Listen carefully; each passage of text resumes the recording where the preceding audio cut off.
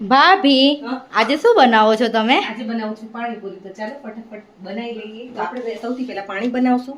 તો અહીંયા મેં પુદીનો લીધો છે, કોથમીર લીધી છે, મરચી લીધી છે, આદુ લીધું છે અને શેકેલું જીરું લીધું છે. અને સૌથી પહેલા આપણે લઈશું એક મિક્સર જાર. એમાં આ બધી વસ્તુ આપણે નાખી દઈશું. તો સૌથી પહેલા પુદીનો નાખશું ધાણા, ભરીને બહુ બધા નાખશું જેથી આપણું પાણી સરસ મજાનું બને.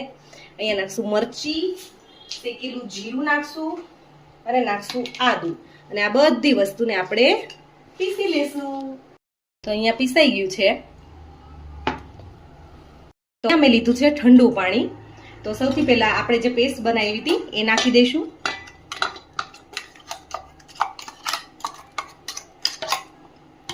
પછી નાખશું 1 લીંબુનો રસ અને પછી નાખશું 1 પેકેટ આખું પાણીપુરીનો મસાલો અને નાખશું મીઠું સ્વાદ પ્રમાણે. અને આ બધી વસ્તુને મિક્સ કરી લેશું. તો આપણું પાણી રેડી છે. તો હવે નાખી દઈશું ઉપરથી ધાણા. તો રેડી છે. હવે ચાલો બનાવીએ મસાલો. ચલો તો અહીંયા બાફેલા બટેકા લીધા છે. તો સૌથી પહેલા આને આપણે મેશ કરી લઈશું. અહીંયા બટેકાને મેં મેશ કરી લીધા છે. તો સૌથી પહેલા આપણે આમાં નાખીશું બાફેલા ચણા. એ નાખી દઈશું.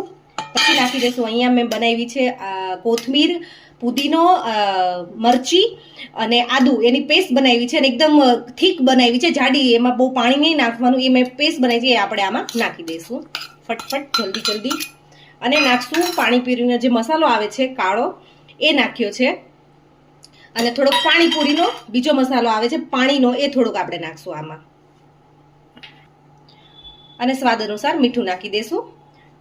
અને આ બધી વસ્તુ તો તૈયાર છે આપણો મસાલો. અને ઉપરથી નાખી દઈશું ધાણા. તો પૂરી મસાલો રેડી. તો તૈયાર છે આપણી પાણીપુરી.